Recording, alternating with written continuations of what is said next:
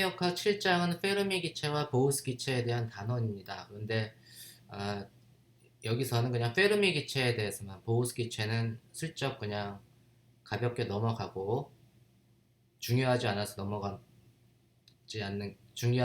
넘어가는 게 아니고, 뭐 여러분들이 너무 헤비해가지고 여기 페르미 기체에 대해서만 좀 설명을 간단하게 한 두 강에 걸쳐서 강의를 하도록 하겠습니다. 먼저 1강은 페르미 기체고, 요 내용은 페르미 기체의 3차원에서 페르미 기체의 바닥 상태에 대해서 좀 설명을 하도록 하겠습니다. 우리가 지난 6장에서 초반에 배웠던 걸 좀 다시 복습을 하면, 우리가 이제 페르미온이라고 하는 스피니 반정수인 입자가 만족해주는 통계가 페르미 디락 통계가 되고, 그 다음에 입자가 보존인 경우, 스피니 정수인 보존은 보우스 아인슈타인 통계를 따른다. 그리고 이 분포함수, 페르미 디락 분포함수, 보우스 아인슈타인 분포함수는 다 어떤 그 에너지가 엡실런인 궤도에서의 평균 입자수를 나타내 준다고 했고, 페르미 디락 통계를 따르는 놈은 최대가 1, 우리가 이제 최대로 점유할 수 있는 평균 입자수가 1이 되고 1을 넘지 못하고, 그 다음에 그 안에서 1 안에서 이렇게 움직인다고 했습니다.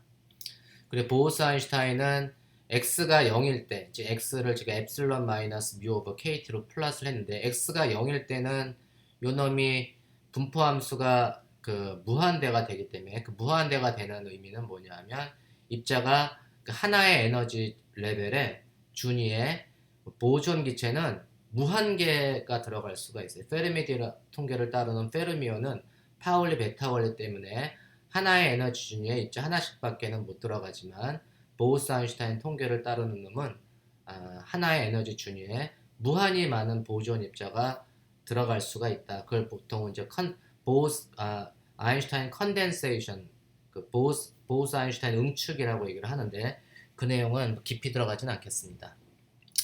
그리고 우리가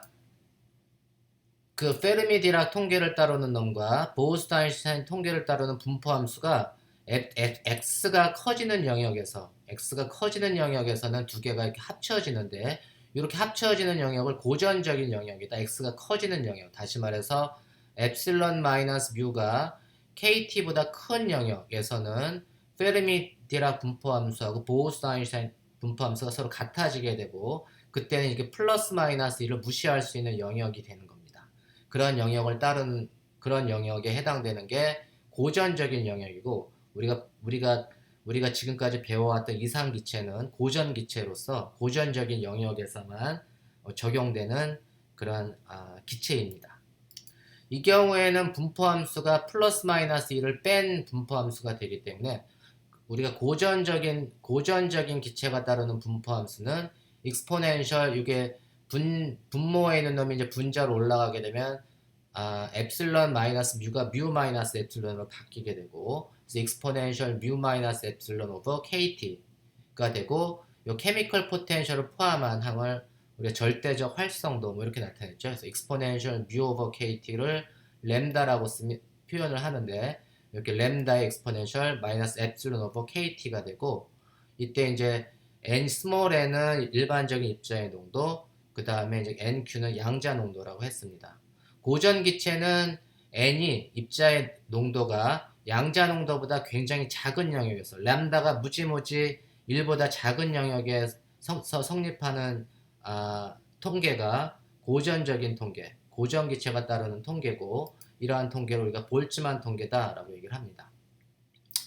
보통은 입자의 밀도가 퀀텀 컨센트레이션, 양자 농도, 입자의 농도가 양자 농도보다 굉장히 작을 경우를 고전 영역에서의 고전 기체라고 얘기를 하고, 입자의 농도가 양자 농도보다 매우 클 때의 영역을 양자 영역, 이 영역을 만족해주는 기체가 양자 기체. 이때는 이제 퀀텀 미케닉스, 우리가 이제 페르미 디락이나 보우스 아인슈타인 통계를 따라야 되는 그런 영역이 됩니다. 보통은 입자의 농도를 가지고 n이 nq보다 무지무지 작으면 고전 기체, 이게 n이 nq보다 큰 영역에서는 이제 양자 효과가 들어간다라는 거 우리가 얘기를 하는데, 요거를 이제 보통 온도를 가지고도 나타내 줄 수가 있는데, 우리가 이제 n이 nq하고 같아지는 때의 온도를 T0라고 하면 이 n이라고 하는 놈이 nq하고 같아질 때의 농도, n이 nq하고 같아질 때의 온도를 T0라고 정의를 해주면 그 T0는 어떻게 되죠? 어떻게 되죠? 이거 정리해주면 T0는 파이 mk분의 2파이 h바의 n의 3분의 2승에 해당되는 정의되는 이 온도를 T0라고 이제 정의를 해주면 T0라고 정의를 해주면 양자 농도 NQ는 2파이 H바 제곱분의 MKT의 3분의 2분의 3승인데 요 지금 그 이놈을 갖다가 양자 농도로 우리가 그 T0로 나타내주면 2파이 H바 제곱 나누기 MK가 어떻게 되냐면 n의 3분의 2승의 T0가 되잖아요. 그걸 이제 대입해서 정리해주면 NQ를 T0로 나타내주면 NQ는 N 곱하기 T0분의 T의 2분의 3승 이렇게 됩니다. 이해하셨나요? 또는 뭐 N분의 NQ는 T0분의 T의 2분의 3승이 되고 그래서 우선 고전 영역과 양자 영역을 나눌 때 입자의 농도로 우리가 구분을 해줄 수도 있고 이렇게 n이 nq일 때의 온도 T0를 기준으로 그 양자 영역과 고전 영역을 나눠줄 수도 있습니다. 그 양자 기체는 양자 영역에서의 기체를 양자 기체라고 하는데 농도로 나타내주면 n이 nq보다 굉장히 클 경우 큰 영역에서의 기체 또는 템퍼러처로 나타내주면 T0가 T보다 굉장히 큰 영역에서의 기체를 우리가 양자 기체다 이렇게 얘기를 합니다. 이해하셨나요? 그래서 양자 기체와 고전 기체를 구분하는 그 기준은 농도로 우리가 설명을 할 수도 있고 이렇게 T0라는 놈을 정의를 해서 템퍼러처로 우리가 구분을 해줄 수도 있습니다. 우리가 이렇게 이제 고전적인 영역에서의 만족하는 볼츠만 통계를 따르는 놈은 우리가 이제 우리가 기체의 경우 그 램다라고 하는 게 이제 NQ 농도로 나타내주면 NQ분의 N 이렇게 램다가 이제 NQ분의 N이라고 썼는데 보통 이제 엡실론이 0인 상태로 우리가 바닥 상태라고 보통 하는데 우리가 바닥 상태 엡실론이 0인 바닥 상태에서 고전 기체의 분포 함수는 NQ분의 N이잖아요. NQ분의 N이 되고 고전 기체라고 하는 거는 n이 mq보다 무지무지 작아야 되니까 그 분포 함수는 바닥 상태에서 고전 기체의 분포 함수는 1보다 무지무지 작아야 돼요. 그죠? 입자의 평균 점유도는 1보다 굉장히 작아야 되고 에너지가 0이 아닌 경우는 어떻게 되죠? 바닥 상태보다 점유도가 더 떨어지겠죠? 그러니까 얘는 항상 고전 기체의 경우 임의 엡실론의 에너지를 갖는 고전 기체의 분포함수, 평균 점유도는 nq보다 n보다는 항상 작습니다. 그리고 이 nq분의 n이 1보다 무지무지 작은 고전적인 영역을 이제 항상 만족해줘야 되는구나 라는 걸 우리가 알 수 있습니다. 반면에 이제 양자 기체의 경우에는 페르미-디락 통계를 따르는 예를 들면 제가 이 7장에서 얘기할 페르미 기체의 경우는 그 페르미-디락 에너지가 엡실론인 상태에서의 평균 입자수는 페르미-디락 분포함수를 따르게 되고 요 놈을 갖다가 엡실론에 대해서 우리가 이제 그림을 그려보면 이렇게 임의의 t가 0이 아닌 경우는 여기 최대값이 1을 갖고 그 다음에 쭉 떨어지다가 에너지가 케미컬 포텐셜하고 같아지는 지점이 엡실론이 0이 되니까 1 더하기는 그때 2분의 1이 되잖아요. 그래서 에너지가 케미컬 포텐셜하고 같아지는 지점에서는 분포함수가 딱 2분의 1이 되고 그 다음에 그 이상이 되면 이렇게 익스포넨셜로 이렇게 그 디케이를 줄어들게 됩니다.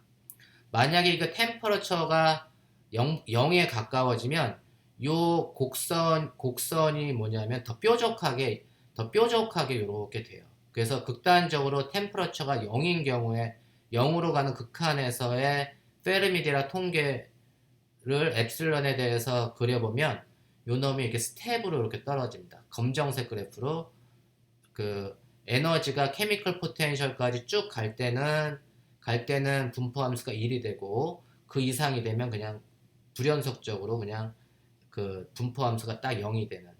그리고 이때 이제 템퍼러처가 0일 때 절대 온도가 0일 때의 케미컬 포텐셜을 지난 시간에 우리가 이제 페르미 에너지다 이렇게 됐죠.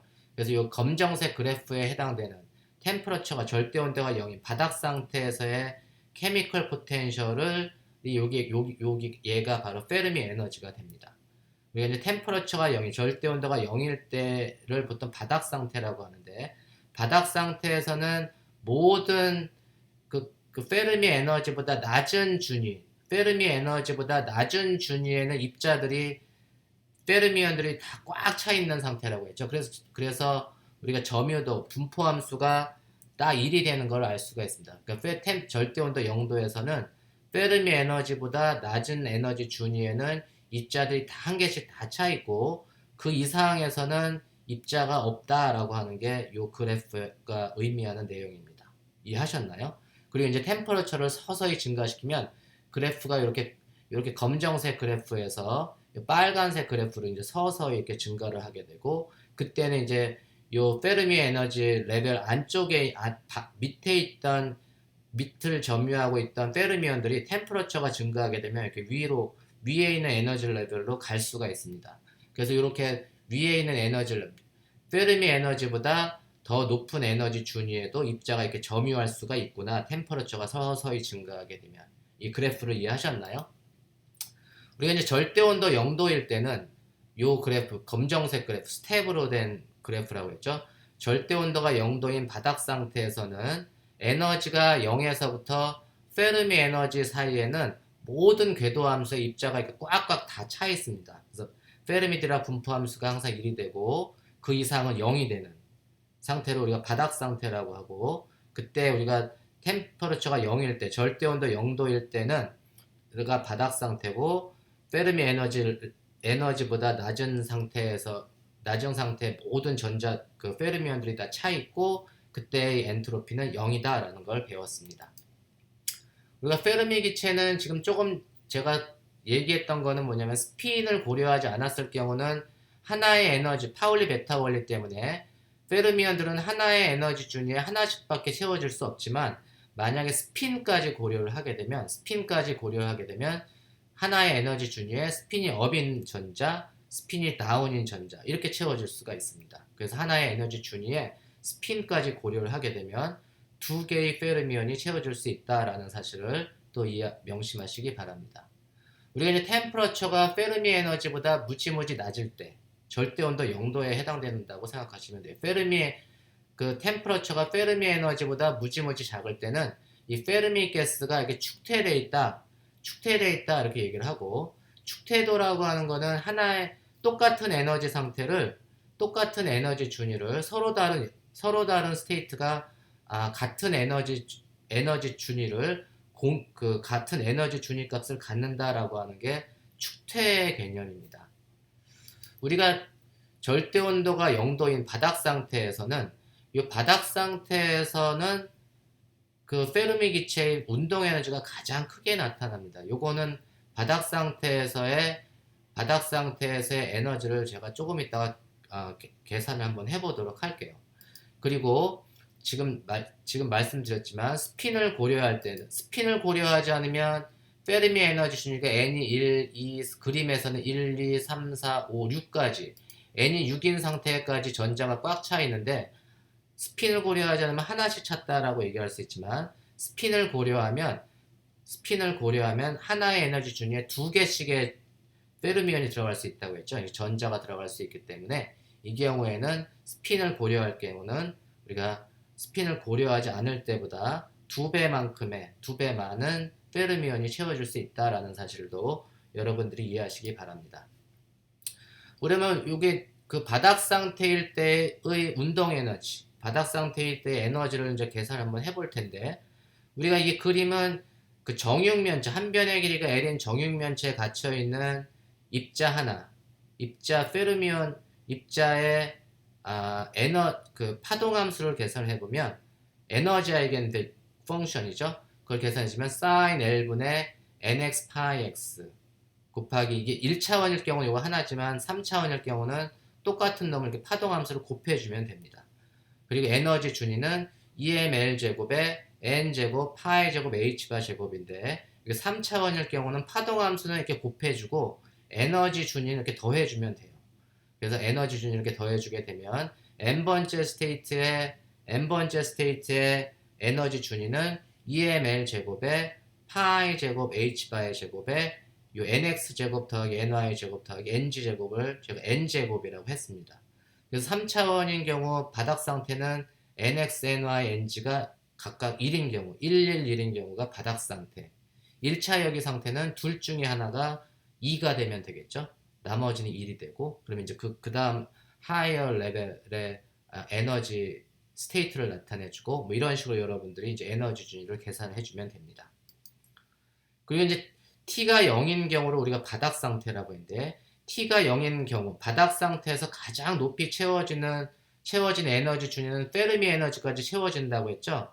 그래서 이제 바닥 상태에서 T 템퍼러처가 0일 때 바닥 상태에서 N개의 전자는 페르미 에너지까지 꽉 채워져야 됩니다. 그래서 페르미 에너지까지 N개의 전자가 채워진 상태의 에너지를 엡실론 F 페르미 에너지라고 하면 페르미 에너지는 EML 제곱에 파이 제곱 H바의 제곱에 NF의 제곱이라고 했고 이 NF라고 하는 놈은 뭐냐면 요 NF라고 하는 놈은 요 페르미 에너지까지의 퀀텀 넘버가 여기 NF가 됩니다. 그래서 NF를 기준으로 해서 NF보다 작은 퀀텀 넘버는 꽉 찬 궤도를 나타내주고 NF보다 큰 궤도에는 페르미온이 점유하고 있지 않는다. 그래서 꽉 찬 에너지 준위하고 빈 에너지 준위를 구별하는 퀀텀 넘버가 바로 NF입니다. 그래서 이 NF는 요 퀀텀 넘버 NX, NY, NG라고 하는 정수 공간 n이 0에서부터 0, 1, 2, 3, 4, 5 이렇게 나갈 수 있다고 했죠. 그런 정수 공간에서의 반지름에 해당되는 거다라는 걸 우리가 n을 알 수가 있고 만약에 이제 n이 NF가 되게 되면 그게 바로 n개 입자의 바닥 상태를 나타내주는 겁니다. 이해하셨나요? n이 NF가 되면 이제 n개 입자의 바닥 상태를 나타내주는 퀀텀 넘버 이 점점점점 막 찍어는 지금 점점점점은 입체적으로 다 찍어줘야 되는데 그 레티스처럼 격자처럼 다 찍어줘야 되는데 그렇게 찍지 않고 그냥 몇 개만 찍었는데 그 점들이 하나에 다 솔루션이 되는 거예요. NX, NY, NG가 뭐 111인 경우, 뭐 121인 경우, 122인 경우, 131인 경우 그런 모든 퀀텀 스테이트를 나타내주는 게 점이 나타내주는 그런 거다. 그 점들의 밀도가 무지무지 덴스해가지고 결국은 이렇게 듬성 찍는 게 아니고 그 모든 점들을 촘촘하게 다 찍어주면 마치 이 8분의 1 9에 꽉 찬 점들이 들어가 있다라고 여러분들이 상상을 하시면 됩니다. 그때 그러면 그 각각의 에너지 레벨에 각각의 점들에 전자가 들어가 있다라고 생각을 하면 되기 때문에 전자의 개수는 이 9의 최적을 구해주면 9의 최적을 왜 구해주냐면 이 점들이 연속적으로 분포되어서 그 점들의 개수를 세워주면 그 점들의 개수가 요 9의 최적이 되는 거고 3분의 4파이 반지름이 NF인 9의 최적이 3분의 4파이 NF의 3승인데 그 NF 솔루션이 9 전체를 포함하는 게 아니고 9의 8분의 1조각만 포함하고 있죠. n이 양수기 때문에 그죠? 그래서 8분의 1은 그래서 곱해준 거고 여기 두 개가 2를 곱해준 거는 뭐냐면 하나의 점에 하나의 에너지 레벨에 전자 두 개가 들어갈 스핀을 고려하면 전자가 두 개가 들어갈 수 있기 때문에 이게 2를 곱해준 겁니다. 그래서 우리가 n개 입자의 페르미 기체 n개 입자의 바닥 상태의 수 n을 구할 때는 이 페르미 레벨에 해당되는 퀀텀 넘버 NF로 나타내주면 이렇게 쓸 수 있다는 걸 여러분들이 잘 이해하시기 바랍니다. 그럼 요거 이제 정리해주면 얘가 어떻게 되죠? 얘는 이제 3분의 4파이 NF 3승 이렇게 될 테고 NF를 전자의 개수로 나타내주면 파이분의 3n의 3분의 1승 뭐 이렇게 나타내줄 수 있네요. 그리고 우리가 페르미 에너지는 EML 제곱에 NF 제곱 파이 제곱 H바 제곱이고 요 NF를 갖다가 요 NF 자리에 요놈 large n 전자의 개수로 나타낼 수 있고 또 여기에다가 L이라고 하는 상자의 한 변의 길이를 L 대신에 최적으로 나타내 줄게요. 그래서 L 대신에 V의 3분의 1을 여기다 대입해가지고 정리를 해주면 페르미 에너지 EF는 EN분의 H바 제곱에 V분의 3파이 제곱에 N, 라지 N의 3분의 2승 이렇게 나타내 줄 수가 있습니다. 그래서 우리가 이제 페르미 에너지는 EML 제곱분의 NF 제곱 파이 제곱 H바의 제곱이고 요 V분의 N은 입자의 농도잖아요. 단위 최적당 입자수. 그래서 3파이 제곱에 스몰 n의 3분의 2승 이렇게 써줄 수가 있습니다. 요게 이제 요게 n개 입자의 바닥 상태에 해당되는 이제 페르미 에너지고 그 놈을 보통 사람들이 KTF 그래가지고 에너지의 단위가 KT니까 엡실론 F는 KTF 이렇게 정의를 해주고 그때 TF라고 하는 거는 대충 눈치를 채셨죠? 이걸 우리가 이제 페르미 템퍼러처다, 페르미 온도다 이렇게 얘기를 합니다. 그래서 페르미 온도 TF는 페르미 에너지를 이 볼츠만 상수로 나눠준 놈을 우리가 이제 페르미 템퍼러처다 이렇게 얘기를 합니다. 보통 우리가 이제 n번째 스테이트의 에너지 준위는 2ml 제곱의 퀀텀 넘버 n 제곱 파이 제곱 h바 제곱이라고 했는데 이 n개 입자의 바닥 상태의 총 에너지를 계산을 해주면 n개 입자의 바닥 상태의 총 에너지는 n번째 스테이트에 대한 에너지를 n이 바닥 상태에서부터 페르미 에너지의 퀀텀 넘버 nf까지 다 썸메이션을 해주고 그놈을 이제 2를 곱해준 거는 전자의 스핀 업다운까지 고려를 해주면 여기 하나의 에너지 준위에 두 개의 페르미온이 들어가니까 요 놈이 2를 곱해준 거고 근데 이 점들이 불연속적인 분포를 갖는 게 아니고 n이 무지무지 많기 때문에 요 놈은 이제 점을 다 촘촘히 찍어주면 그 점이 연속적인 분포를 갖는 것처럼 된다고 했죠. 그래서 요 썸메이션 대신에 연속 분포가 되게 되면 이게 썸메이션 대신에 최적적분을 해주면 됩니다.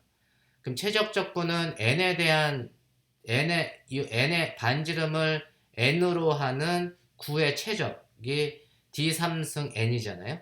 d3승 n인데 이 9의 최적을 구한 게 아니고 9의 8분의 1조각만에 대한 해당하는 최적을 계산을 하는 거기 때문에 8분의 1은 그렇게 곱해 준 겁니다.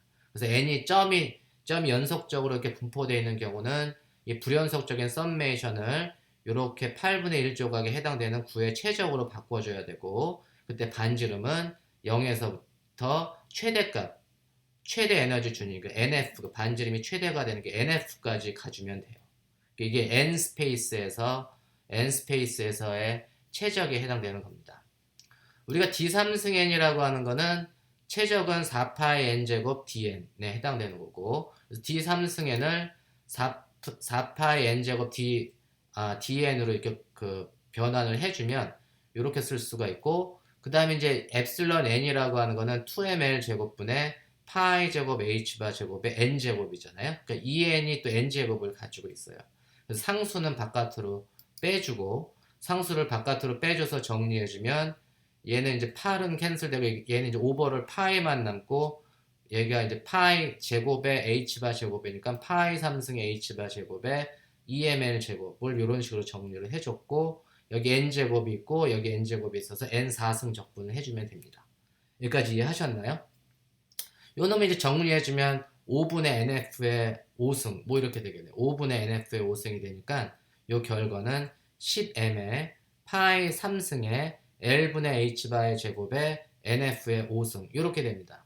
제가 요거를 조금 NF의 5승을 NF의 일부분 NF의 제곱은 요 제곱 안으로 들어가고 여기 파이 제곱을 요 괄호 안으로 집어넣게 해서 파이 제곱 중에 파이는 남겨두고 파이 제곱을 괄호 안으로 집어넣어서 n파이의 나누기 l의 제곱 곱하기 nf의 3승 그 다음에 여기 h바 제곱은 괄호 바깥으로 빼낸 겁니다. 요거 지금 정리한 거 이해하시겠죠? 이렇게 정리를 해주면 이 nf의 3승을 요거 써먹으려고 제가 했어요. 그래서 nf의 3승은 파이분의 3n 이렇게 되잖아요. nf의 3승은 파이분의 3n 그래가지고 여기 파이분의 3n이니까 여기 3 곱하기 n으로 된 거고 여기 있는 NF, 괄호 안에 있는 NF는 요거잖아요. 요 놈이 이제 L분의 파이의 NF의 제곱은 H바 제곱분의 EM의 엡실론 F. 여기는 지금 안 했네요. 그거를 써먹으려고, 요걸 이제 써먹어주면, 요 가운데 있는 놈은 H바 제곱분의 EM의 엡실론 F. 요 놈이 바로 요거를 제가 써먹은 거예요. 그렇게 써먹어서 정리를 해주면, H바 제곱 캔슬되고, 매스 캔슬되고, 그래서 얘는 5분의 3의 N, 전자의 개수 곱하기 페르미 에너지. 요게 바닥 상태의 총 에너지, 이게 운동 에너지에 해당되는 겁니다. 페르미 기체의 바닥 상태의 운동 에너지는 5분의 3의 3n의 엡실론 F가 되고, 요 놈은 이제 단위 입자당 평균 운동 에너지로 써주면 그 에너지를 토탈 넘버러 페르미온으로 나타내주면 여기 5분의 3 엡실론 F. 여기서 이게 단위 페르미온 입자당 바닥 상태에서의 평균 운동 에너지는 5분의 3 엡실론 F. 요게 이제 최대값을 갖고, 그다음에 이제 바닥 상태를 넘어가게 되면 그때의 운동 에너지는 요 값보다 이제 조금씩 작아지게 됩니다. 그래서 보통 우리가 이제 그 에너지라고 하는 거는 바닥 상태의 운동 에너지는 제가 이걸 페르미 에너지로 나타냈지만, 얘는 이제 최적과 비교를 해보면 L 제곱분의 1에 비례하잖아요. 그래서 에너지는 L 제곱분의 1 또는 볼륨으로 나타내주면 V의 마이너스 3분의 2승에 비례합니다. 그러니까 다시 말해서 에너지하고 최적은 관계가 있어요. 예를 들면 내가 부피를 줄이면 이 L이라고 하는 걸 줄여주면 바닥 상태 에너지가 어떻게 되죠? 에너지가 증가하게 되겠죠. 그래서 부피가 작아지면 이제 에너지가 증가를 하게 됩니다.